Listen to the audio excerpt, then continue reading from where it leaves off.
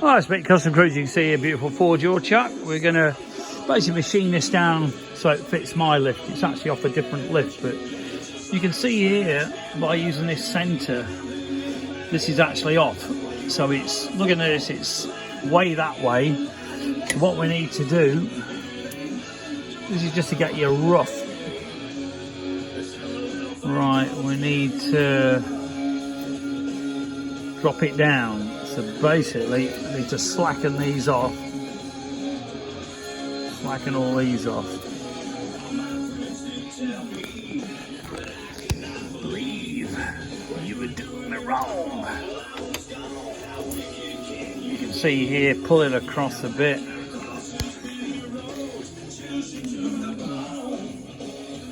I'll say we're that needs to come. We need to undo this one a touch, and also you can see, I'll say it is a bit this way.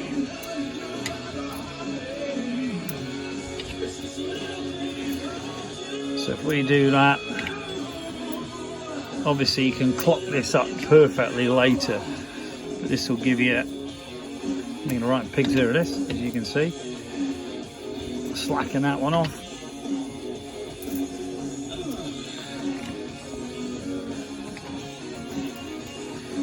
Right, that's better. Now, when we turn this, you can still see that's out. So, what we're going to do, take the centre away. I'm going to wind the tool in. Obviously, you can do this with a clock or a dowel gauge. And then we're going to have a look how far out it is. Right, now you see there we're miles out. So that basically means we've got to shove this one over. So we're going to undo this.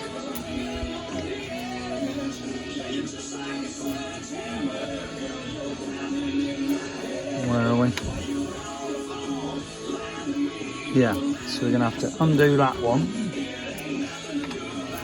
And basically going to do the one opposite, which is that.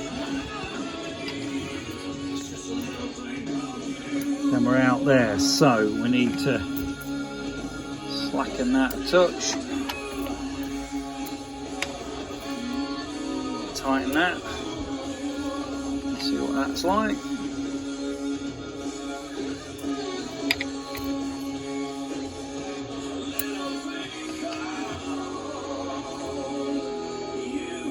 Very easy to overdo it with this is the problem. So, and don't forget, when you move one, you are actually moving more than just one. Now,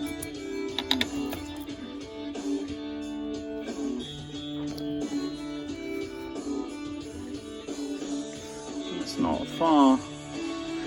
We just touch that in.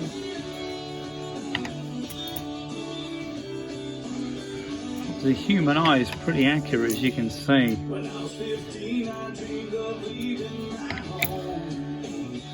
Right, you can see that. Just to shove it over that way, so we need to slacken this one.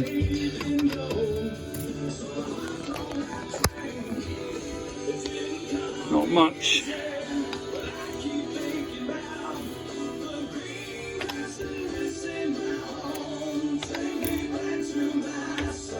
This actually isn't as critical because it's just a bearing for a mini lift, to be honest with you. So it's not. You can see we're getting there.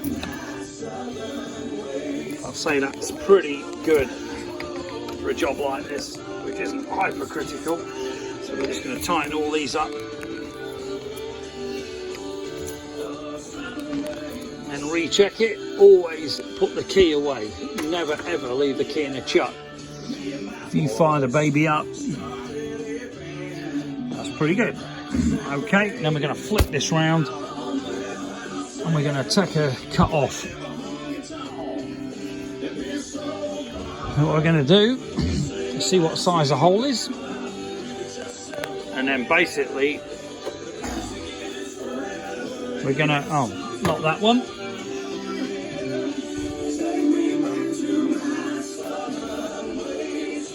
Okay, anyway, we're going to kiss this. Now you always check your tool is at the right height as well, and that should be smack bang in the middle, which you can see that is. If it's too high or too low, it won't work properly. You'll end up with a tip, as we call it, like a bit sticking out here. And also, if it's too high, it will rub on the underneath. If it's too low, the tool will, the job will climb up the tool. Okay, so if we just spin this, oh no, turn it on helps. So we've got the coolant on.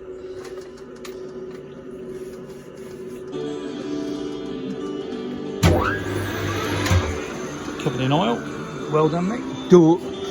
Okay, you can see that's pretty bloody accurate. That's only clocking it up by eye, but your eyes are actually very accurate. And what we'll do, the way I do it, I will set the vernier to the size I want. In other words, the size of the hole. Then I'll zero it. I'll put it on, and obviously it'll be bigger. And then that will give you a reading on here, which will say maybe 150 or whatever, because this thing's knackered, as you can see. And then literally on here, we'll zero this, and then we'll take the cut off the correct amount. Or you don't actually do it right up, you'll do it, say 10, 20 thou smaller, and then you'll take it off again. So, we're ready to go. Thank you.